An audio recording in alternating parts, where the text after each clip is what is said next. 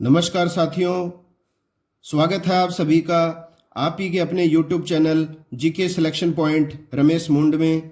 साथियों, आज मैं आपके बीच लेकर आया हूं मौर्य वंश का अंतिम भाग 6। इससे पहले 5 भाग प्रदर्शित किए जा चुके हैं और ये आखिरी भाग है, भाग 6। इसके अंतर्गत साथियों हम बात करेंगे मौर्यकालीन शिक्षा एवं साहित्य के बारे में, कला एवं स्थापत्य के बारे में, मौर्यकालीन गुप्तचर व्यवस्था के बारे में और सैनिक व्यवस्था के बारे में।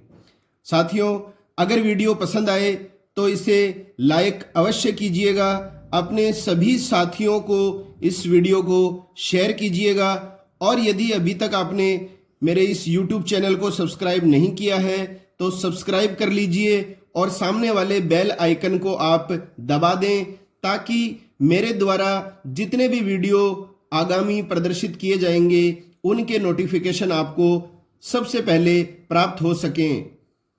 तो शुरुआत करते हैं वीडियो की। सबसे पहला जो बिंदु है साथियों वो है शिक्षा एवं साहित्य। देखिए, शिक्षा एवं साहित्य के संदर्भ में मैंने आपको पूरी की पूरी जानकारी पॉइंट्स के माध्यम से दी है। इन बिंदुओं के माध्यम से आप आसानी से याद कर सकते हैं और बिंदुओं के माध्यम से सभी पॉइंट्स को भली भांति आप समझ सकते हैं कि किस प्रकार का प्रश्न जो है इस अध्याय में से पूछा जाता है। देखिए, शिक्षा एवं साहित्य में सबसे पहला बिंदु है मौर्य काल में आम जनता साक्षर थी। इसका प्रमाण हमें अशोक के अभिलेखों से मिलता है। आम जनता साक्षर थी तभी अशोक ने अपने साम्राज्य में जगह जगह शिलालेख स्तंभलेख खुदवाए। तो साथियों, सबसे पहले आपको यह कथन ध्यान में रखना है कि मौर्य काल में जो साधारण जो जनता थी, आम जनता थी, वो पढ़ी लिखी थी।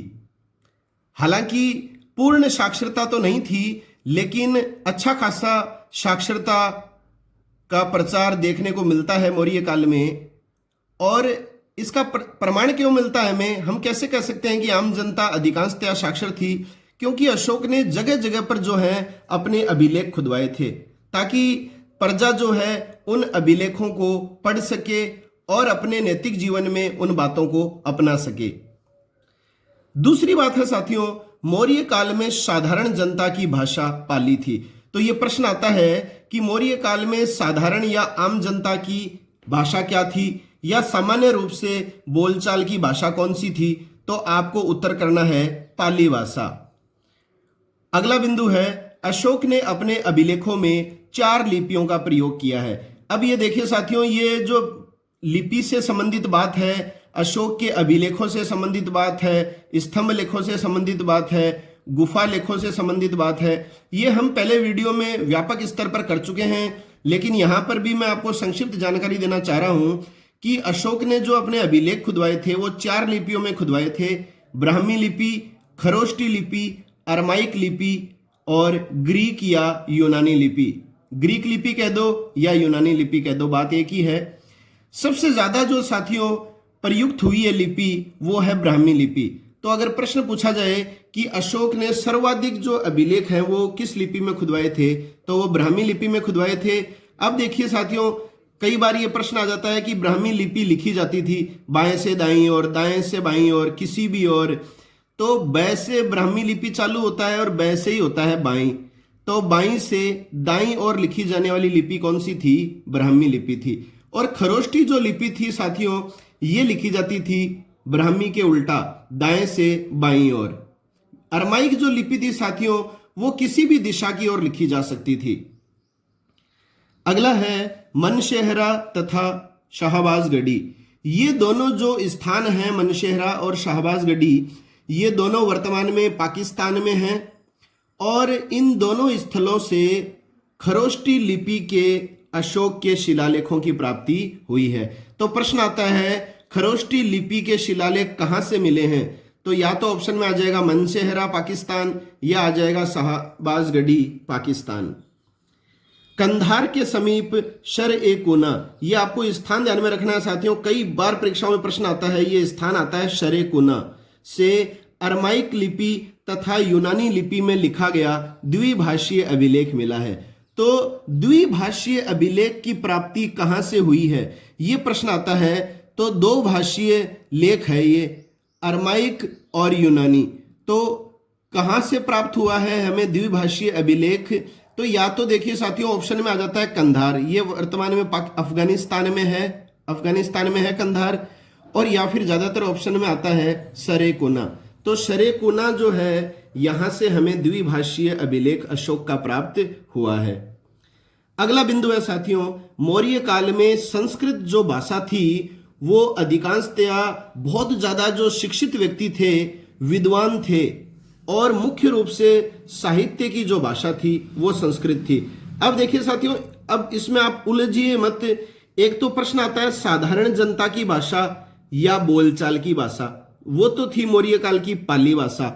अगर आ जाए मौर्य काल में शिक्षित समुदाय की भाषा, उच्च वर्ग की भाषा, विद्वानों की भाषा, मुख्य रूप से साहित्य में प्रयुक्त होने वाली भाषा, तो साथियों उत्तर आएगा संस्कृत में। सभी बिंदु मैंने बता दिए हैं आपको। संस्कृत कौन से में आएगा? यदि आपको उच्च वर्ग की भाषा पूछे, यदि आपको शिक्षित समुदाय की भाषा पूछे, अगर आपको विद्वानों की भाषा पूछे, या मौर्य काल में अधिकांश जो साहित्य लिखा गया है वो कौन सी भाषा में लिखा गया है, तो संस्कृत भाषा में लिखा गया है। अब देखिए मौर्य काल में प्रचलित भाषाएं कौन कौन सी थी, तो ये आपको भी ध्यान में रखना है। आपसे पूछ लेगा मौर्य काल में कौन सी भाषा का प्रचलन नहीं था, तो आपको भाषाओं का नाम जो है वो याद होना चाहिए साथियों। संस्कृत भाषा, मागधी भाषा, प्राकृत भाषा, पाली भाषा। अब देखिए साथियों, इसमें एक बात और भी आती है, मौर्य काल में कुल कितनी भाषाएं प्रचलन में थी? तो इसमें उत्तर आप 4 नहीं करेंगे साथियों, इसमें उत्तर आएगा 3। कितनी भाषाएं प्रचलित थी? 3।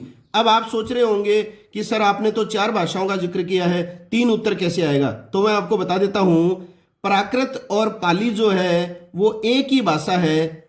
पाली भाषा का ही जो रूप है वो है प्राकृत। और अशोक ने जो अपने अधिकांश जो शिलालेख जो खुदवाए हैं वो कौन सी भाषा में खुदवाए हैं? प्राकृत भाषा में खुदवाए हैं। और ज्यादातर कौन सी लिपि का प्रयोग किया है? तो लिपि आएगा ब्राह्मी लिपि। तो कई विद्यार्थी इसमें भी कंफ्यूजन हो जाता है उनके कि ब्राह्मी लिपि करें या प्राकृत करें। तो साथियों प्राकृत तो है भाषा, अशोक ने अपने अभिलेख प्राकृत भाषा में खुदवाए हैं। अगर आपको पूछे अशोक ने अपने अभिलेख किस लिपि में खुदवाए, तो लिपि आएगा ब्राह्मी। तो कितनी भाषाएं प्रचलित थी मौर्य काल में? 3 भाषाएं प्रचलित थी। अगला बिंदु है साथियों, मौर्य काल में शिक्षा के प्रमुख केंद्र। अब देखिए साथियों, इसमें प्रश्न आता है, आपको 4 केंद्र दे दिए जाएंगे और पूछ लेगा मौर्य काल में शिक्षा का प्रमुख केंद्र कौन सा था, या आ जाएगा नहीं था। तो आप ये 5 केंद्रों के नाम याद कर लो, फिर चाहे प्रश्न था आए या नहीं आए कोई दिक्कत नहीं है। तो मौर्य काल में शिक्षा के प्रमुख केंद्र थे तक्षशिला। तक्षशिला तो आपको विशेष रूप से ध्यान में रखना है क्योंकि यह सर्वाधिक प्रसिद्ध केंद्र था।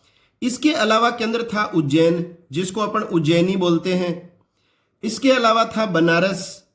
इसके अलावा पाटलिपुत्र जो मौर्य वंश की राजधानी थी, मगध की पाटलिपुत्र, और एक था राजगृह जो महात्मा बुद्ध से संबंधित स्थल है। तो ये 5 केंद्र आपको ध्यान में रखने हैं, तक्षशिला, उज्जैन, बनारस, पाटलिपुत्र और राजगृह। ये 5 क्या थे? शिक्षा के केंद्र थे। अब देखिए साथियों, थोड़ी सी मैं आपको तक्षशिला के संदर्भ में बात और बताता हूं। इसके संदर्भ में भी प्रश्न आ जाता है परीक्षाओं में। यह सर्वाधिक प्रसिद्ध केंद्र था। जैसे आपको ये 4 केंद्र दे दे और पूछ ले कि मौर्य काल का सर्वाधिक प्रसिद्ध शिक्षा का केंद्र कौन सा था, तो केंद्र तो सभी हैं ऑप्शन में सही, लेकिन सर्वाधिक में आ जाएगा तक्षशिला। अब कौशल का जो शासक था प्रसेनजीत, ये आपको ध्यान में रखना है। कौशल का शासक था प्रसेनजीत और मौर्य शासक था चंद्रगुप्त मौर्य, जिसने मौर्य वंश की स्थापना की थी चाणक्य की सहायता से। तो प्रसेनजीत और चंद्रगुप्त मौर्य ने जो है वो तक्षशिला में ही शिक्षा प्राप्त की थी। ये आपको ध्यान में रखनी है। इन दोनों शासकों ने शिक्षा कहां अर्जित की थी? तक्षशिला में। अब देखिए साथियों, चाणक्य बोलूं मैं या कौटिल्य बोलूं या विष्णुगुप्त बोलूं, तो आप सभी जानते हैं एक ही व्यक्ति के नाम हैं ये 3। चाहे प्रश्न में चाणक्य आ जाए या कौटिल्य आ जाए या विष्णुगुप्त आ जाए, एक ही बात है। इसकी रचना का नाम है अर्थशास्त्र। अर्थशास्त्र ग्रंथ लिखा था चाणक्य ने और इस अर्थशास्त्र ग्रंथ का विषय आई बार परीक्षा में पूछा जाता है। तो वैसे तो साथियों अर्थशास्त्र का अंग्रेजी नाम है इकोनॉमिक्स, और इकोनॉमिक्स में जो है वो आर्थिक गतिविधियों का अध्ययन किया जाता है, लेखा जोखा आय व्यय का। तो यहां पर जो अगर आपसे पूछ लिया जाए कि अर्थशास्त्र ग्रंथ का विषय क्या है, जैसे दे दे सामाजिक, आर्थिक, राजनीतिक, इस तरह से प्रश्न आ जाए, तो आपको आर्थिक नहीं करना है, आपको करना है राजनीति। कौटिल्य के अर्थशास्त्र का मुख्य विषय क्या है? राजनीति है, पॉलिटिक्स। और ये जो कौटिल्य थे, चाणक्य थे, विष्णुगुप्त थे साथियों, ये तक्षशिला में आचार्य थे, ये शिक्षक थे। और ग्रहण किसने की थी शिक्षा? प्रसेनजीत और चंद्रगुप्त मौर्य ने। और चाणक्य थे इस तक्षशिला स्कूल में आचार्य शिक्षक। अब देखिए साथियों, तक्षशिला में दो प्रकार के विद्यार्थी थे, यह भी आपको ध्यान में रखना है। दो प्रकार के विद्यार्थी थे, और कौन कौन से दो प्रकार के विद्यार्थी थे?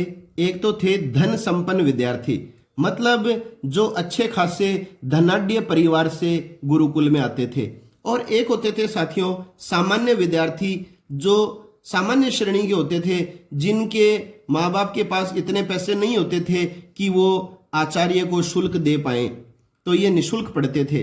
तो देखो इनका अंतर के आधार पे आप पढ़िए थोड़ा सा। धन संपन्न विद्यार्थी के बारे में आप क्या बताएंगे? ये आचार्यों को आवश्यक शुल्क देने में समर्थ थे, मतलब ये आचार्यों को फीस देने में क्या थे? कैपेबल थे, क्षमता थी इनकी, तो ये शुल्क चुकाते थे। और इनका मुख्य कार्य क्या था? इनका मुख्य कार्य केवल और केवल पढ़ना ही था। अब आप कहोगे कि सामान्य विद्यार्थी कौन होते थे? तो ये आचार्य को आवश्यक शुल्क देने में असमर्थ थे। मेन डिफरेंस तो यही है दोनों में, कि ये समर्थ नहीं थे फीस चुकाने में। तो ये क्या करते थे?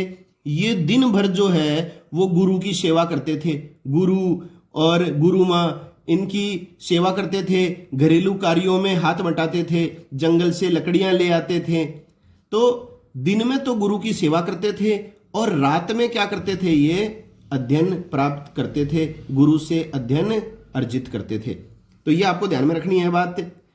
अब देखिए, जो ये तक्षशिला जो विद्यालय है साथियों, इसमें शूद्रों को प्रवेश नहीं दिया जाता था। ये कथन भी आप ध्यान में रखिए, तक्षशिला विद्यालय में शूद्रों को प्रवेश नहीं दिया जाता था। अब देखिए, मौर्य काल में शिक्षा कहां कहां दी जाती थी, यह भी इंपॉर्टेंट प्रश्न है। तो शिक्षा देखो गुरुकुलों में दी जाती थी। तो अपन ने जो ऊपर पढ़ा है ये गुरुकुल व्यवस्था ही थी ये, और गुरुकुल व्यवस्था जो थी वो पूर्णतया मौखिक थी। और मौर्य काल में शिक्षा आपको पूछ ले कि किस प्रकार दी जाती थी, तो मौखिक रूप से दी जाती थी, लिखित रूप से थोड़ी दी जाती थी। तो शिक्षा जो है वो कहां कहां दी जाती थी? गुरुकुलों में दी जाती थी, मठों में दी जाती थी, और विहारों में दी जाती थी। तो बौद्ध मठ हैं, बौद्ध विहार हैं, यहां शिक्षा दी जाती थी। इसके अलावा गुरु के आश्रम गुरुकुल में मौखिक शिक्षा का प्रचलन था। अब देखिए, मौर्य काल में कौन कौन से विषयों की शिक्षा दी जाती थी साथियों? ये विषय आपको ध्यान में रखना है, आपको ऑप्शन में विषय ही देगा। तो एक तो देखो शिक्षा दी जाती थी राजनीति की, एक दी जाती थी नीति शास्त्र की, एक दी जाती थी व्याकरण की, इसके अलावा उपनिषदों की, पुराणों की, ज्योतिष की, चिकित्सा की, आदि विषयों की शिक्षा दी जाती थी। तो शिक्षा के विषय क्या थे? राजनीति, नीति शास्त्र, व्याकरण, उपनिषद, पुराण, ज्योतिष, चिकित्सा, ये सारे के सारे आप विषय याद कर लीजिए। अगला बिंदु है साथियों साहित्य के संदर्भ में। अब तक तो हमने मौर्य काल में शिक्षा व्यवस्था के बारे में बात की थी ना, अब अपन बात करेंगे मौर्य काल में लिखे गए प्रमुख साहित्य। तो देखिए कौन से साहित्यिक ग्रंथ मौर्य काल में लिखे गए थे, ये आपको ध्यान में रखने हैं अच्छी तरह। एक तो देखो अर्थशास्त्र, ये तो आप सभी जानते हो, अर्थशास्त्र जो है वो कौटिल्य ने लिखा था। इसके अन्य दो नाम क्या हैं? चाणक्य और विष्णुगुप्त। इसका वास्तविक जो नाम है साथियों वो है विष्णुगुप्त। अब देखिए, हिंदू राजतंत्र पर प्राचीनतम उपलब्ध रचना, अगर ये प्रश्न आपकी परीक्षा में आ जाए और नीचे आपको ग्रंथों के नाम दे दे, तो आपका उत्तर आएगा अर्थशास्त्र। क्या प्रश्न आएगा? हिंदू राजतंत्र पर प्राचीनतम उपलब्ध रचना कौन सी है? तो हिंदू राजतंत्र पर प्राचीनतम रूप से जो हमें ग्रंथ प्राप्त होता है वो कौन सा है? अर्थशास्त्र है। तो इसकी रचना मौर्य काल में हुई थी। एक इंडी का जो ग्रंथ है जिसकी रचना की थी मेगास्थनीज ने। यह भी इंपॉर्टेंट है। इस ग्रंथ की रचना मौर्य काल में की गई थी और ये जो ग्रंथ है साथियों, ये मूल रूप से उपलब्ध नहीं है। आगे चलकर इस इंडिका ग्रंथ का जो संकलन किया गया था वो यूनानी लेखक एरियन के द्वारा किया गया था। तो इसमें दो प्रकार के प्रश्न आते हैं साथियों। एक तो आता है इंडिका ग्रंथ किसकी रचना है, तब तो आप बताएंगे मेगास्थनीज। अगर आपसे प्रश्न पूछ लिया जाए इंडिका ग्रंथ का संकलनकर्ता कौन था या किसके द्वारा इंडिका ग्रंथ का संकलन किया गया था, तो आप देख लीजिए साथियों, उत्तर आएगा एरियन। और कई साथी जो है वो जल्दबाजी में कर देते हैं इंडिका, भाई बहुत सरल पेपर आया, इंडिका पढ़ लिया बस, आगे प्रश्न पढ़ने की आवश्यकता थोड़ी है, तो मेगास्थनीज कर देते हैं। तो ध्यान में रखिए, संकलन जो है वो एरियन ने किया था। ये ग्रंथ मूल रूप से तो उपलब्ध है ही नहीं, आगे चलकर इसको हमने संकलित किया, तो संकलित किसने किया? एरियन ने। एक देखिए मौर्य काल में ग्रंथ लिखा गया है वासवदत्ता। वासवदत्ता जो ग्रंथ है वो किसने लिखा है? सुबंधु ने। याद रख लीजिए, वासवदत्ता लिखा है सुबंधु ने। एक आता है स्वप्न वासवदत्ता, एक तो है केवल वासवदत्ता। इसमें कंफ्यूजन हो सकते हैं, ऑप्शन में भास और सुबंधु दोनों आता है अगर ये ग्रंथ कोई सा भी परीक्षा में आता है तो। ये तो है केवल वासवदत्ता, ये है स्वप्न वासवदत्ता। स्वप्न वासवदत्ता है, ये लिखा है भास के द्वारा। एक आता है कामसूत्र। कामसूत्र ग्रंथ की रचना भी मौर्य काल में हुई थी। ये किसके द्वारा रचित ग्रंथ है? वात्स्यायन के द्वारा। तो वात्स्यायन के द्वारा कामसूत्र, भास के द्वारा स्वप्न वासवदत्ता, सुबंधु के द्वारा वासवदत्ता, मेगास्थनीज के द्वारा इंडिका और कौटिल्य के द्वारा अर्थशास्त्र। इन ग्रंथों की रचना हुई थी मौर्य काल में। इसके अलावा देखिए साथियों, मौर्य काल में बौद्ध साहित्य और जैन साहित्य भी लिखा गया था और बौद्ध धर्म से संबंधित हैं त्रिपिटक। आपने सुना होगा, आगे आने वाले वीडियोस में आप देख भी लीजिएगा, अच्छी तरह बताएंगे विस्तार से। त्रिपिटक जो है इनका संबंध किस धर्म से है? तो बौद्ध धर्म से है। इन त्रिपिटकों का जो संगठन हुआ था वो मौर्य काल में ही हुआ था साथियों। कौन से त्रिपिटक हैं? सूत पिटक, विनय पिटक, अभिधम पिटक। पहली बात तो इन तीनों पिटकों के नाम याद होने चाहिए आपको, सूत पिटक, विनय पिटक और अभिधम पिटक। अब सूत पिटक से संबंधित देखो साथियों, प्रश्न आता है, ये तीनों पिटक दे देता है और एक देता है उपरोक्त सभी। तो त्रिपिटकों में तो उपरोक्त सभी शामिल हैं। एक इसमें प्रश्न आता है, त्रिपिटकों में सबसे बड़ा और श्रेष्ठ कौन सा माना जाता है? तो सबसे बड़ा, आप ये नहीं है कि सबसे बड़ा अभिधम पिटक नाम लग रहा है तो ये है सबसे बड़ा। सबसे बड़ा है सूत पिटक। त्रिपिटकों में ये सबसे बड़ा है और सबसे सर्वश्रेष्ठ भी यही माना जाता है। और इसमें क्या है? इसमें महात्मा बुद्ध के धार्मिक विचारों का संग्रह है। महात्मा बुद्ध ने बौद्ध धर्म से संबंधित जितनी भी विचारधारा दी है, अपने विचार प्रस्तुत किए, उन सब विचारों का संग्रह किसमें किया गया है? सूत पिटक में। विनय पिटक क्या है साथियों? विनय पिटक में बौद्ध संघ के नियम, बौद्ध जो संघ बनाए गए थे उनमें जितने भी नियम दिए गए थे उन बौद्ध संघ के अनुयायियों को, जितने भी आचार संहिताओं का पालन उनको करना पड़ता था, उन सब नियमों और आचार संहिताओं का उल्लेख किसमें मिलता है? विनय पिटक में। और यदि प्रश्न आ जाए कि किस पिटक में दार्शनिक सिद्धांतों का संग्रह है, तो फिलोसॉफिकल थॉट्स जो हैं, वो दार्शनिक सिद्धांत जो हैं, उनका संग्रह मिलता है अभिधम पिटक में। तो तीनों चीजें मैंने आपको बता दी हैं। अब देखिए मौर्य काल में अभिधम पिटक की कथा वस्तु की रचना तिश ने मौर्य काल में की थी। तो एक ये ग्रंथ आता है साथियों, कथा वस्तु। कथा वस्तु ग्रंथ किसके द्वारा लिखा गया था? तिश के द्वारा लिखा गया था। इसका पूरा नाम है मोगलीपुत्र तिश। और इस मोगलीपुत्र तिश ने जो है वो तीसरी बौद्ध संगीति जो अशोक के काल में बुलाई गई थी पाटलिपुत्र में, उसकी अध्यक्षता की थी साथियों। और कुल बौद्ध संगीतियां कितनी हुई हैं? 4 हुई हैं। तो तीसरी बौद्ध संगीति मौर्य काल में हुई थी, उसकी अध्यक्षता इस तिश ने की थी और इसी तिश के द्वारा कथा वस्तु ग्रंथ की रचना की गई है। अब देखिए साथियों, कौन से जैन साहित्यों की रचना मौर्य काल में हुई? तो जैन आचार्य थे प्रसिद्ध भद्रबाहु। आप सब ने इसका नाम सुना होगा अगर आपने मौर्य वंश का पहला भाग देखा है तो मौर्य वंश का संस्थापक था चंद्रगुप्त मौर्य। और चंद्रगुप्त मौर्य ने अपने जीवन काल के अंतिम समय में जो है वो जैन धर्म अपना लिया था, जैन अनुयायी बन गया था वो, और उसने जो है जीवित समाधि संलेखना भी प्राप्त कर लिया था। तो चंद्रगुप्त मौर्य ने जो जैन धर्म स्वीकार किया था वो किसके प्रभाव में आकर किया था? तो आप ध्यान में रखिए, भद्रबाहु के प्रभाव में आकर। और इस भद्रबाहु के द्वारा साथियों 4 ग्रंथ हैं जो इंपॉर्टेंट हैं, जो आपसे पूछे जाते हैं। सबसे मेन इंपॉर्टेंट है कल्पसूत्र। यह आप अच्छी तरह ध्यान में रखिए। कल्पसूत्र ग्रंथ की रचना किसने की थी? भद्रबाहु ने। आचारांग सूत्र की रचना भी भद्रबाहु ने की। भगवती सूत्र की रचना भी भद्रबाहु ने की। और संभवायांग सूत्र की रचना भी भद्रबाहु ने की। और चारों के चारों जो ग्रंथ हैं वो मौर्य काल में रचित हैं। अब देखिए साथियों, इसमें एक बात आई है भगवती सूत्र की। तो भगवती सूत्र में संबंधित एक बात आती है कि हमारे यहां जो महाजनपद हुए हैं वो हुए हैं 16। तो 16 के 16 महाजनपदों का उल्लेख किस जैन ग्रंथ में मिलता है? तो आपको ध्यान में रखना है, भगवती सूत्र में मिलता है। तो शिक्षा और साहित्य के अध्ययन करने के बाद में अगला जो बिंदु लेंगे अपन साथियों, वो लेंगे मौर्य काल में कला और स्थापत्य। और साथियों ये भी एक बहुत ही महत्वपूर्ण टॉपिक है, कला और स्थापत्य। इसमें से भी आई बार प्रतियोगी परीक्षाओं में प्रश्न पूछे जाते हैं। तो देखिए, ये भी बिंदुओं के माध्यम से मैं सारी बात स्पष्ट कर रहा हूं, क्योंकि बिंदुओं के माध्यम से सारी बात प्रस्तुत करने का उद्देश्य एक ही है साथियों, कि आपको याद करने में आसानी रहे और आप आसानी से पता लगा पाएं कि किस तरह के प्रश्न जो है वो कला और स्थापत्य से पूछे जा सकते हैं। तो शुरू करें। पहला बिंदु है, भारतीय कला का इतिहास कहां से प्रारंभ माना जाता है? तो देखिए साथियों, इसके संदर्भ में प्रारंभिक 2 प्रश्न आते हैं, जिसमें आपको ऑप्शन में सिंधु घाटी सभ्यता भी देगा और मौर्य काल भी दे देगा, एक कुषाण काल दे देगा, एक गुप्त काल दे देगा, मुगल काल दे देगा, कुछ भी है।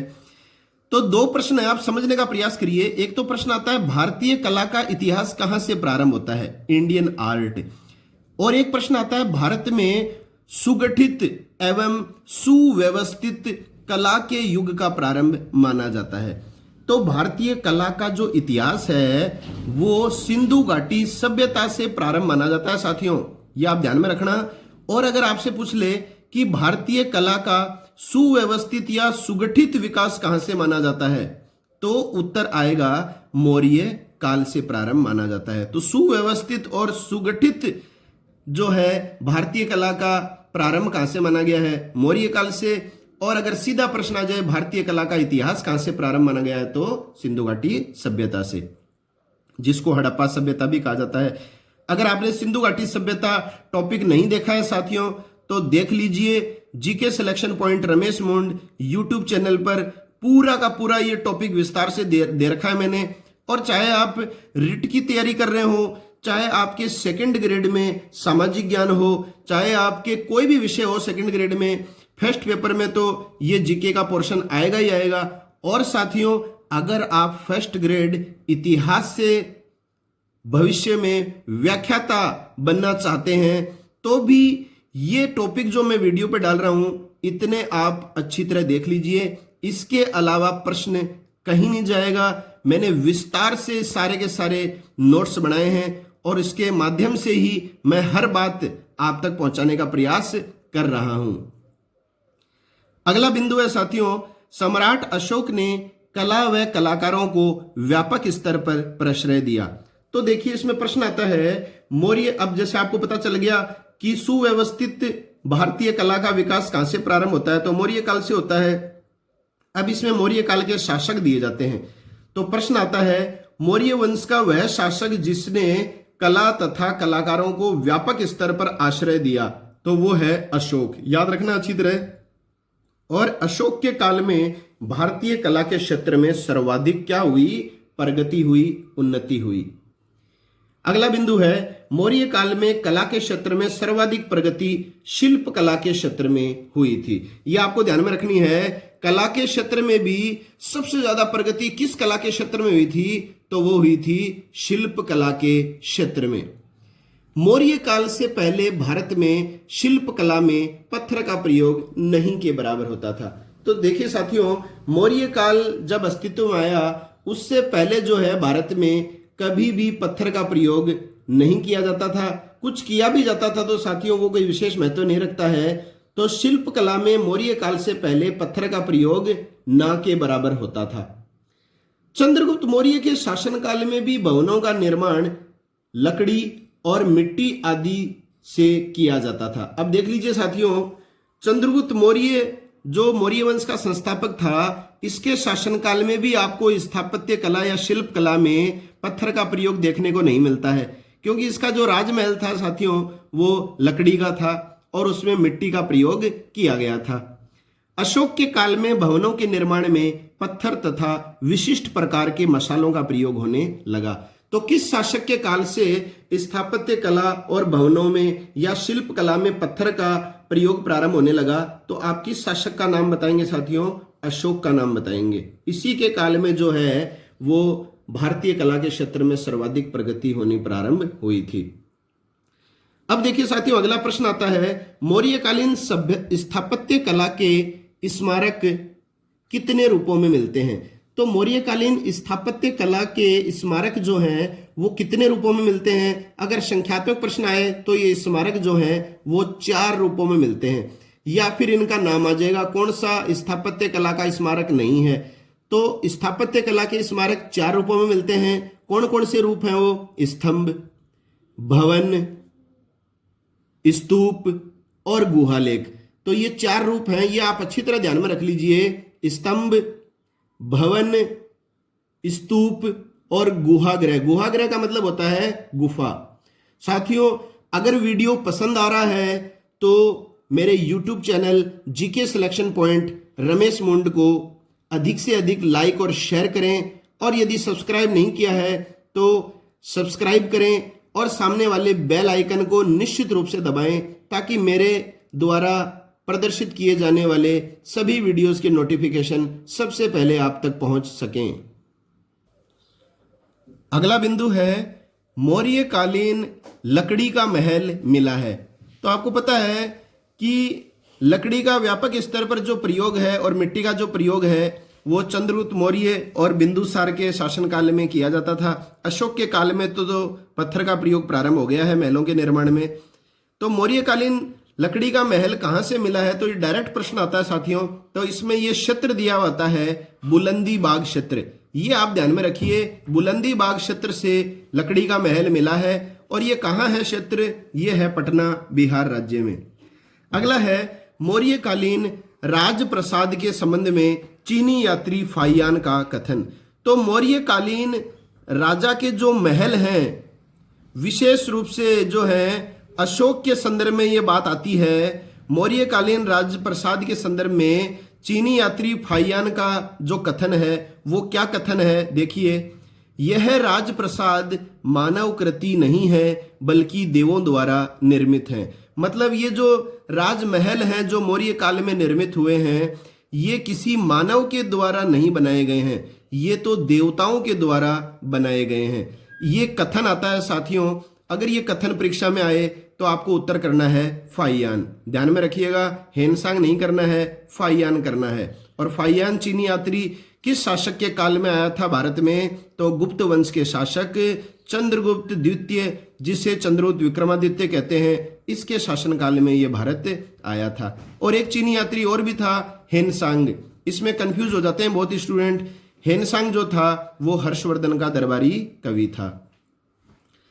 अगला देखिए साथियों, यूनानी लेखक है एरियन। एरियन का भी कथन आता है मौर्य काल के राजमहलों के संदर्भ में। इसका कथन देखिए, मौर्यकालीन राजप्रसादों की शान शौकत का मुकाबला न तो सुसा तथा न ही एक बेतना के महल कर सकते हैं। तो ये जो कथन है कि मौर्य काल के जो राजमहल थे उनकी शान शौकत का मुकाबला न तो सुसा तथा न ही एक बेतना ही कर सकते हैं। तो ये जो कथन है ये किसके द्वारा दिया गया है? एरियन के द्वारा। अगला है, मौर्य कला का सर्वश्रेष्ठ नमूना माना जाता है। तो देखिए साथियों, मौर्य कला का सर्वश्रेष्ठ नमूना किसे माना जाता है? तो जैसे मैंने अभी आपको अंग बताए थे स्थापत्य कला के स्मारक के 4 रूप, उसमें अपन ने बात की थी स्तंभ, भवन, स्तूप और गुहागृह। अगर ये चारों ऑप्शन में आ जाएं और आपसे पूछ ले कि मौर्य कला का सर्वश्रेष्ठ नमूना क्या है, तो आप हमेशा बताएंगे स्तंभ, ध्यान में रखिए अच्छी तरह आप। और अगर इस तरह का ऑप्शन आ जाए तो आ जाएगा अशोक के एकास्मक स्तंभ। एकास्मक का मतलब होता है साथियों एक ही पत्थर को तराश कर बनाए गए स्तंभ। एक ही पत्थर को तराश कर जो स्तंभ बनाए गए उनको कहा गया है एकास्मक स्तंभ। तो मौर्य कला का सर्वश्रेष्ठ नमूना किसे माना जाता है? अशोक के द्वारा निर्मित किए गए एकास्मक स्तंभों को। अब देखिए साथियों, अशोक के जितने भी स्तंभ जो मिलते हैं वो अशोक ने जो बनवाए थे वो किससे बनवाए थे, ये परीक्षा में प्रश्न आता है। तो अशोक के जो स्तंभ थे वो बलुआ पत्थर से बने हुए थे, ये आप ध्यान में रखिए अच्छी तरह, बलुआ पत्थर से बने हुए थे। और अशोक ने अपने स्तंभों के लिए ये बलुआ पत्थर कहां से मंगवाया था, एक प्रश्न ये आता है। तो इसमें ऑप्शन आता है चुनार। और ये चुनार कहाँ है? मिर्जापुर उत्तर प्रदेश में, मिर्जापुर के समीप है ये चुनार और राज्य है उत्तर प्रदेश। तो इसमें दो प्रश्न आपके इंपॉर्टेंट हैं। अशोक के स्तंभों में किसका प्रयोग हुआ है? तो बलुआ पत्थर का प्रयोग हुआ है। और अशोक के स्तंभों में प्रयुक्त बलुआ पत्थर कहां से लाया गया था? तो ये चुनार से लाया गया था। अगला है अशोक के स्तंभों की प्रमुख विशेषता। अब देखिए साथियों, अशोक के स्तंभ, मैंने आपको बता दिया स्थापत्य कला का सबसे प्रमुख जो मामला आता है, सबसे प्रमुख स्तंभ जो है, स्थापत्य कला की सबसे प्रमुख जो विशेषता है या सर्वश्रेष्ठ जो नमूना है वो हम किसको मानते हैं? स्तंभों को मानते हैं। तो स्तंभों की प्रमुख विशेषता क्या रही है? तो देखिए विशेषताएं मैं आपको बता रहा हूं, यही ऑप्शन में दे देगा और पूछ लेगा कौन सी विशेषता अशोक के स्तंभों की थी या नहीं थी। तो देखो कौन सी विशेषताएं थी। स्तंभों का शीर्ष अलग होता था। शीर्ष का मतलब है साथियों सबसे ऊंचा भाग। स्तंभ जो है वो 3 आकार में होते थे। सबसे निचला जो भाग है वो जमीन में गड़ा हुआ होता था।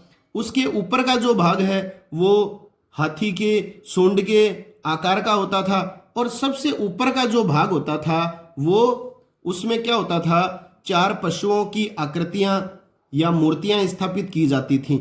तो 3 भाग होते थे स्तंभों के, ये आपको ध्यान में रखना है। और सबसे प्रमुख विशेषता क्या है? स्तंभों का जो शीर्ष है, सबसे ऊपर वाला भाग, वो अलग होता था। इस स्तंभों के शीर्ष पर 4 पशुओं की मूर्तियां स्थापित की जाती थी। ये परीक्षाओं में सबसे ज्यादा पूछा जाता है। स्तंभों के शीर्ष पर कौन से 4 पशुओं की मूर्तियां स्थापित की जाती थी, ये आप ध्यान में रख लीजिए अच्छी तरह। हाथी, घोड़ा, सिंह, बैल। हाथी घोड़ा पाल की, जय कन्हैया लाल की। तो हाथी घोड़ा याद रख लो पहले, और उसके बाद में सिंह और बैल ध्यान में रख लो। इन 4 पशुओं की मूर्तियां स्थापित की जाती थी शीर्ष पर। या आपको ऐसे ऑप्शन दे देगा, 3 इसमें से दे देगा और एक अलग ऑप्शन दे देगा पशु का। तो पूछ लेगा स्तंभों के शीर्ष पर किसकी मूर्तियां नहीं स्थापित की जाती थी। और शीर्ष का जो मुख्य अंश जो होता था साथियों वो कहलाता था घंटा। ये याद में रखना आपको, स्तंभों के शीर्ष का मुख्य अंश अगर आपसे पूछ लिया जाए तो वो होता था घंटा। अगर घंटा ऑप्शन में नहीं दे तो उत्तर आ जाएगा अवांगमुखी कमल, क्योंकि घंटा का जो है अन्य जो नाम दिया गया है मौर्यकालीन कला स्थापत्य में वो दिया गया है अवांगमुखी कमल, भी इसको कहा जाता था। अब देखिए मोस्ट इंपोर्टेंट पॉइंट अपन ले रहे हैं, अशोक के प्रमुख स्तंभ और इन पर अंकित पशुओं की आकृतियां।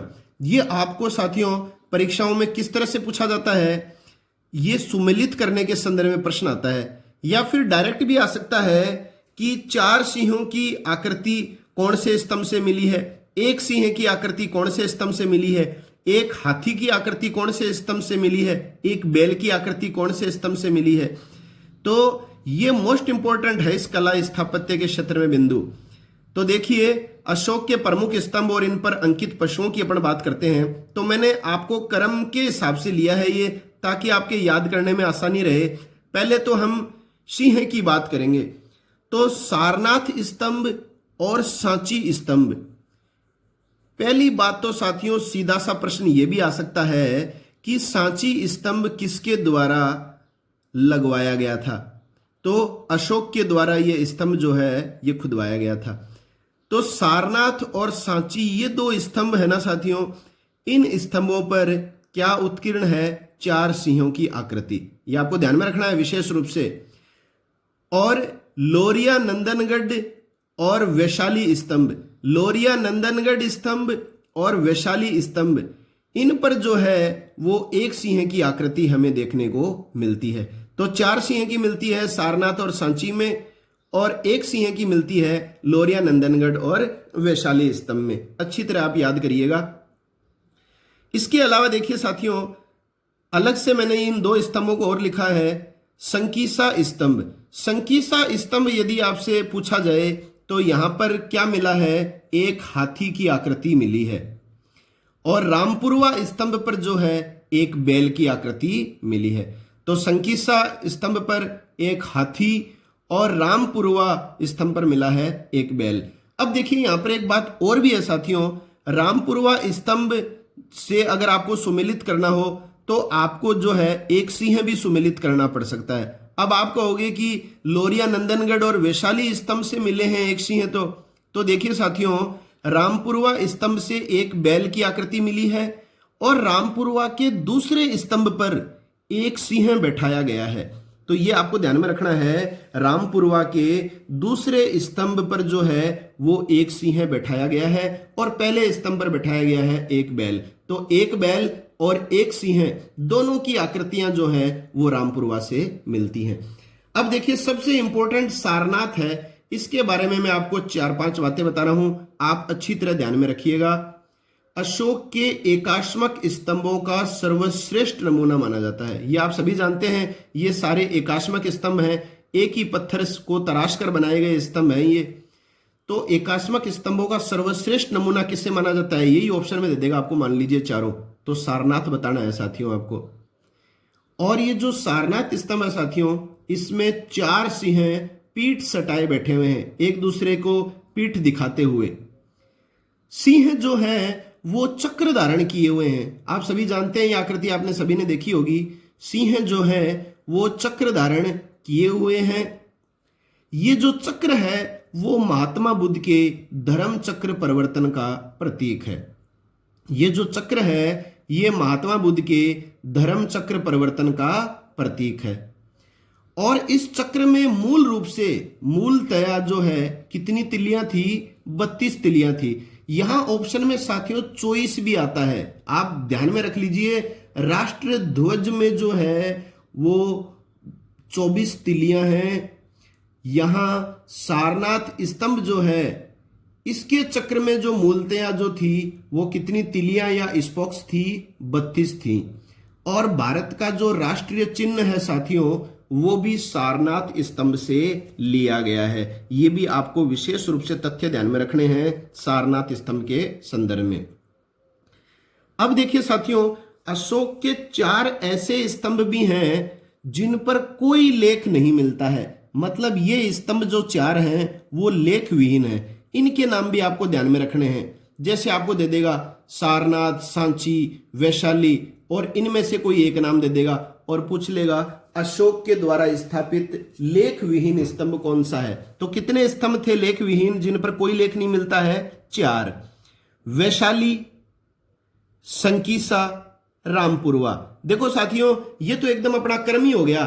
चौथे नंबर पर वैशाली था, 5वें पर संकीसा था, 6ठे पर रामपुरवा था। तो ये तीनों लगातार लिख दिए मैंने ताकि आपको याद करने में आसानी रहे। और एक था कौशाम्बी। तो ये 4 स्तंभ थे जिन पर किसी प्रकार के लेख का उल्लेख नहीं मिलता है, लेख विहीन स्तंभ है ये।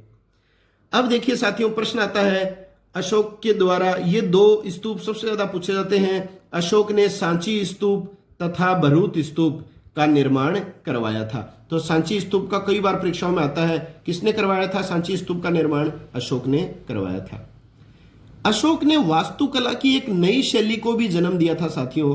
अशोक के शासनकाल में वास्तुकला की एक नई शैली प्रारंभ हुई थी जो इससे पहले हमें देखने को नहीं मिली है। वो कौन सी है अगर आपको नई शैली पूछ ली जाए तो वो है गुहा या गुफा निर्माण। गुफा को ही कहा जाता है गुफा निर्माण। तो गुफा निर्माण जो है वो वास्तुकला की एक ऐसी शैली थी जिसका प्रारंभ अशोक के शासनकाल में हुआ था। अब देखिए मूर्तियों से संबंधित 3-4 एक प्रश्न जो परीक्षा में पूछे जाते हैं जो इंपॉर्टेंट हैं, आप ये ध्यान में रख लीजिए, पर्याप्त से पर्याप्त हैं। मणिभद्र यक्ष की मूर्ति पूछी जाती है। मणिभद्र यक्ष की मूर्ति कहाँ मिली है? ये मिली है उत्तर प्रदेश में मथुरा के समीप परखम गांव में। तो मथुरा के समीप परखम गांव या गांव से हमें मिली है मणिभद्र यक्ष की मूर्ति। इसके अलावा साथियों एक प्रश्न आता है त्रिमुख यक्ष की मूर्ति। तीन मुंह त्रिमुख यक्ष की जो मूर्ति जो मिली है वो मिली है उत्तर प्रदेश में वाराणसी के समीप राजघाट स्थान से। याद रखिएगा अच्छी तरह।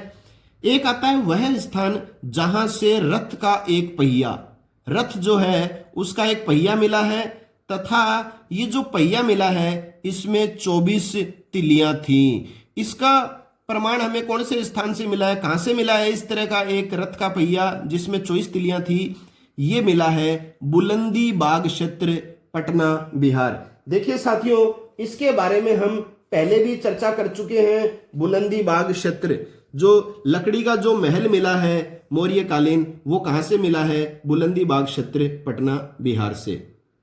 अब अपन पढ़ेंगे साथियों मौर्य कालीन गुप्तचर व्यवस्था। तो गुप्तचर व्यवस्था जो थी उसका उल्लेख जो है वो अर्थशास्त्र ग्रंथ में मिलता है। पहला प्रश्न तो यही बनता है कि मौर्य कालीन गुप्तचर व्यवस्था पर प्रकाश डालने वाला ग्रंथ कौन सा है, या गुप्तचर व्यवस्था की जानकारी देने वाला ग्रंथ कौन सा है? तो वो कौटिल्य का अर्थशास्त्र ग्रंथ है। एक शब्दावली आती है गुड पुरुष। गुड पुरुष का मतलब ये नहीं है कि गुड मैन हो गया, बहुत अच्छा पुरुष। गुड पुरुष का मतलब होता है गुप्तचर। अर्थशास्त्र जो ग्रंथ है उसमें गुप्तचरों के लिए कौन से शब्द का प्रयोग किया गया है? गुड पुरुष का प्रयोग किया गया है। आप ध्यान में रखिए, कई बार परीक्षाओं में आ चुका है ये। अब देखिए मौर्य काल में कितने प्रकार के गुप्तचर मिले हैं? तो गुप्तचर होते थे 2 प्रकार के। आई बार परीक्षाओं में आता है। तो एक तो था गुप्तचरों का प्रकार साथियों संस्था, याद रखिए अच्छी तरह, और एक था संचारा। तो कौन से 2 प्रकार के गुप्तचरों का उल्लेख मिलता है मौर्य काल में? एक तो संस्था और एक संचारा।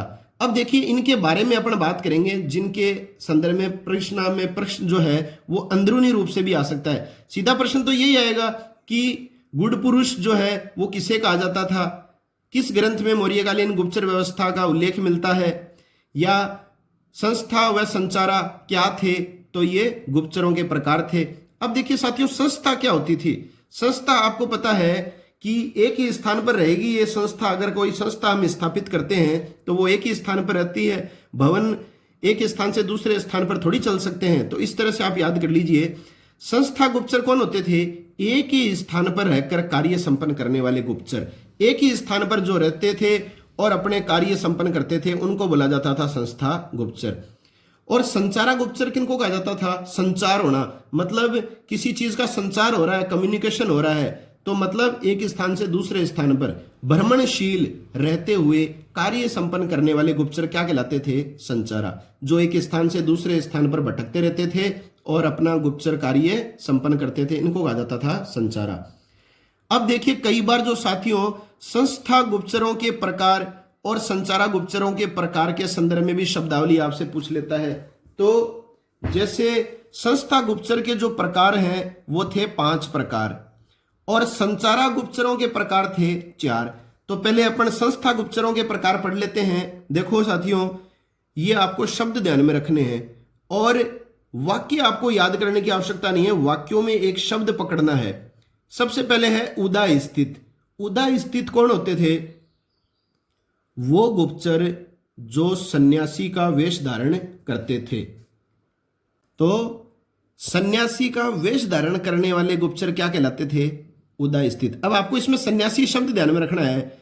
ये क्या होते थे साथियों? गुप्तचर थे, ये जासूसी करते थे। और किसका वेशभूषा धारण करते थे? ये सन्यासी बने घूमते थे और लोग सोचते थे ऐसी है, साधु सन्यासी है, ठीक है ना, ये क्या इन्वेस्टिगेशन कर रहा है, कुछ नहीं कर सकता ये। दूसरा है गृहपथिक। ये भी संस्था गुप्तचरों का प्रकार था। गृहपथिक गरीब किसान की वेशभूषा धारण करने वाला। ध्यान रखिए साथियों ये सभी संस्था गुप्तचर के प्रकार हैं और एक ही स्थान पर रहकर कार्य करते थे, भटकते नहीं रहते थे। गरीब किसान की वेशभूषा धारण करने वाला गुप्तचर क्या कहलाता था? गृहपथिक। अगला है वैदेहक। वैदेहक कौन होता था? गरीब व्यापारी का वेश धारण करने वाला। गरीब व्यापारी का वेश धारण करने वाला जो होता था वो होता था वैदेहक। एक होता था काप्टिक। काप्टिक कौन होते थे? विद्यार्थी की वेशभूषा धारण करने वाले गुप्तचर। जैसे आप सभी हैं, विद्यार्थी हैं, प्रतियोगी परीक्षा की तैयारी कर रहे हैं, आपने अपना लक्ष्य भी निर्धारित कर रखा है, तो आप भ्रमित नहीं हो, आपको अच्छी जानकारी मिल रही है तो आप इसे ग्रहण करें। और जो जानकारी आपको मेरा YouTube चैनल दे रहा है साथियों, वो ये मानकर चलिए कि आपके स्तर से बहुत ऊपर है। अगर आप यही जानकारी अर्जित करके फर्स्ट ग्रेड हिस्ट्री का पेपर तोड़ सकते हैं तो सेकंड ग्रेड और रिट राजस्थान पुलिस पटवारी तो कुछ भी नहीं है। तो अच्छी तरह से आप वीडियो को देखिए। एक बार समझ में नहीं आ रहा है तो दो बार देखिए साथियों। और क्या काम है? सबसे प्राथमिक कार्य आपका जीवन के इस चरण में अध्ययन करना ही है। तो अच्छी तरह वीडियो को देखिए। कोई चीज जैसे आपको कठिन लगती है तो आप नोटबुक में उसको अलग से लिख सकते हैं कि ये तो अपने याद नहीं हो रही है, ताकि परीक्षा से पहले उस चीज को दोबारा देखा जा सके उस नोटबुक में। क्योंकि बार बार आप वीडियो के उस पर्टिकुलर सेकंड को तो आप बार बार नहीं चला सकते ना, तो आप नोटबुक में भी लिख सकते हैं। तो अध्ययन करते चलिए। जो वीडियोस डाली जा रही हैं टाइम टेबल बना लीजिए कि हाँ आज मेरे को ये वीडियो देखनी है और इंपॉर्टेंट बिंदु जो है वो नोटबुक में लिखने हैं, कल मेरे को ये वीडियो देखनी है। ऐसे नहीं है कभी कोई चैनल आपने खोल लिया, कभी कोई टॉपिक देखने लगे, कभी कोई टॉपिक देखने लगे। उससे साथियों आप खुद विचलित हो जाएंगे, आप हतोत्साहित हो जाएंगे। वो आपको प्रगति दिलाने का माध्यम नहीं है। आप एक निश्चित योजना बनाइए उठते ही कि आज मुझे ये टॉपिक देखना है, इसके अलावा सर जो टॉपिक डालेंगे वो तो मुझे सुनना ही सुनना है, इसके अलावा मुझे आज ये टॉपिक भी देखना है। जैसे मेरे को ज्योग्राफी में ये टॉपिक आज देखना है, हिस्ट्री में ये देखना है। तो आप व्यू रचना बनाइए साथियों। और पर्याप्त समय है, अभी आगामी 3-4 महीने में तो कोई एग्जाम नहीं होने वाला। और कई जो मेरे साथी हैं रिट के विद्यार्थी, उनके मन में ये शंका है कि सर सितंबर में एग्जाम होगी या नहीं होगी। तो साथियों मैं आपको बता दूं कि सितंबर में एग्जाम होगी या नहीं होगी, इसको आप कोई इश्यू मत बनाओ, ये कोई मुद्दा नहीं है साथियों। आप केवल ये टारगेट बनाओ कि 1 सितंबर को रिट की परीक्षा है और 1 सितंबर से पहले पहले मेरे को अपने एग्जाम की पूरी तैयारी कर लेनी है। इस उद्देश्य को ध्यान में रखकर व्यू रचना बनाने वाला विद्यार्थी ही सफलता प्राप्त करेगा साथियों। और कई विद्यार्थियों की शंका रहती है कि सर बहुत ज्यादा फॉर्म भरे गए हैं, क्या पता हमारा सिलेक्शन होगा या नहीं होगा। तो साथियों जो एकदम सच्चे मन से तैयारी करता है, गहन तैयारी करता है, उसका सिलेक्शन 100% होता है। आप अपने आप पर विश्वास रखिए, आत्मविश्वास से भरे रहिए, हतोत्साहित न रहिए और ऐसे लोगों की संगत में न रहें जो हीन भावना के शिकार हैं। तो अब आगे देखते हैं। काप्टिक अपन ने बात कर ली है, विद्यार्थी की वेशभूषा के रूप में कार्य करने वाले गुप्तचर। अब देखिए साथियों, एक प्रकार था संस्था गुप्तचर का तापस्य। ये कौन होते थे? सिर मुंडाए हुए रखते थे, ये बड़ी बड़ी जटाएं रखते थे, या तो सिर मुंडाए हुए रखते थे या बड़ी बड़ी जटाएं रखते थे और तपस्वी की वेशभूषा धारण करते थे। ये थे तपस्वी। उदा स्थित था सन्यासी, गरीब किसान थे गृहपतिक, गरीब व्यापारी थे वैदेहक और विद्यार्थी की वेशभूषा वाले थे काप्टिक। तो ये ध्यान में रखिए, सुमेलित करने वाले प्रश्न आ सकते हैं। संचारक गुप्तचर के प्रकार कौन से थे? तो पहला है सत्री। ये सत्री कौन होता था? जिसे ज्योतिष का गहन ज्ञान होता था, व्याकरण पर अच्छी पकड़ होती थी इसकी, और नाचने गाने में ये कुशल होते थे गुप्तचर। तो वो गुप्तचर जो नाचते हुए, गाते हुए, लोगों को ज्योतिष के बारे में बताते हुए, व्याकरण का अध्ययन कराते हुए गुप्तचर कार्य करते थे, वो क्या कहलाते थे? सत्री। दूसरा था तीक्ष्ण। ये क्या होते थे साथियों? ये जो गुप्तचर होते थे इनका एक ही टारगेट होता था, बस पैसा कमाना। धन प्राप्ति के लिए अपने प्राणों की भी परवाह ये नहीं करते थे। तो धन अर्जित करने के लिए प्राणों की भी परवाह नहीं करने वाले जासूस या गुप्तचर क्या कहलाते थे? तीक्ष्ण कहलाते थे। समझ गए होंगे आप। अगला है सरद। सरद कौन होते थे साथियों? जो अपने सगे संबंधियों के भी नहीं होते थे। ये होते थे क्रूर, बहुत ज्यादा क्रूर होते थे, और प्रकृति से, नेचर से कैसे होते थे? आलसी, एकदम आलसी होते थे नेचर से, वैसे होते थे क्रूर, और जरूरत पड़ने पर सगे संबंधियों को भी नहीं छोड़ते थे ठगने में। तो इस तरह के जो व्यवहार वाले जो गुप्तचर थे वो कहलाते थे शरद। अगला है परिवराजिका। ये तो साथियों कई बार आता भी है। परिवराजिका कौन थे? तो सन्यासिनी के वेश में कार्य करने वाली गुप्तचर स्त्री। तो जो सन्यासिनी के वेश धारण करके जो कार्य करती थी गुप्तचर स्त्री, उसको कहा जाता था परिवराजिका। और सन्यासी की वेश धारण करने वाले गुप्तचर क्या कहलाते थे? उदास्थित। अब देखिए, गुप्तचरों को दो शब्दों का प्रयोग किया गया गुप्तचरों के लिए। एक तो साथियों गुप्तचरों के संदर्भ में प्रश्न आता है कि गुप्तचरों को ओवरशियर किसने कहा है, और एक आता है गुप्तचरों को इंस्पेक्टर किसने कहा। ध्यान में रख लीजिए अच्छी तरह, ओवरशियर जो कहा है गुप्तचरों को वो कहा है एरियन ने, ध्यान में रखिए।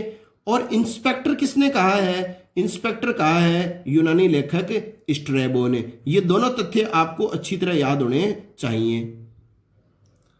अब आगे अपन बात करेंगे मौर्यकालीन सैन्य प्रशासन या सैनिक प्रशासन की। देखिए, मौर्यकालीन सैन्य प्रशासन की जो जानकारी मिलती है साथियों, वो मिलती है मेगस्थनीज के वर्णनों से। ये आप ध्यान में रखिए अच्छी तरह। और मेगस्थनीज ने कौन सा ग्रंथ लिखा था? इंडिका। और इस इंडिका जो ग्रंथ है, इसका संकलन आगे चलकर किसने किया था? यूनानी लेखक एरियन ने। तो ध्यान में रखिए, मौर्यकालीन सैन्य प्रशासन का उल्लेख किसने किया है? मेगस्थनीज ने किया है। और मेगस्थनीज के अनुसार मौर्य काल में सैन्य प्रशासन 6 समितियों द्वारा देखा जाता था। यह संख्यात्मक प्रश्न आता है परीक्षाओं में। मौर्य प्रशासन जो है उसमें सैन्य प्रशासन कितनी समितियों के द्वारा देखा जाता था? 6 समितियों के द्वारा देखा जाता था। और प्रत्येक समिति में कितने सदस्य होते थे? 5 सदस्य। याद रखिए अच्छी तरह, 6 तो थी समितियां और हर समिति में 5 सदस्य थे। तो अगर प्रश्न आ जाए मौर्य काल में सैन्य प्रशासन कितने सदस्यों के मंडल के द्वारा देखा जाता था, तो सदस्य कितने हो गए साथियों? यहां 5 नहीं है, ध्यान में रखिए, सदस्य हो गए 30, क्योंकि 6 समितियां थी, हर समिति में 5 सदस्य थे, तो कुल सदस्य कितने हो गए? 30 सदस्य हो गए। तो ये तीनों जो फैक्ट हैं 6, 5 और 30 वाला आपको ध्यान में होना चाहिए।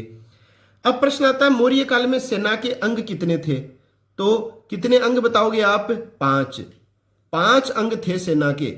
पैदल सेना, अश्व सेना, हाथी सेना या गज सेना, रथ सेना और नौसेना। नौसेना भी प्रचलन में थी। तो ये 5 थे सेना के अंग। इसमें कोई एक अन्य आपको दे देगा और पूछ लेगा मौर्य काल में सेना का अंग कौन सा नहीं था। अब देखिए साथियों, एक कथन आता है यूनानी लेखक जस्टिन का। उस जस्टिन ने जो है वो चंद्रगुप्त मौर्य की सेना को डाकुओं का गिरोह कहा है।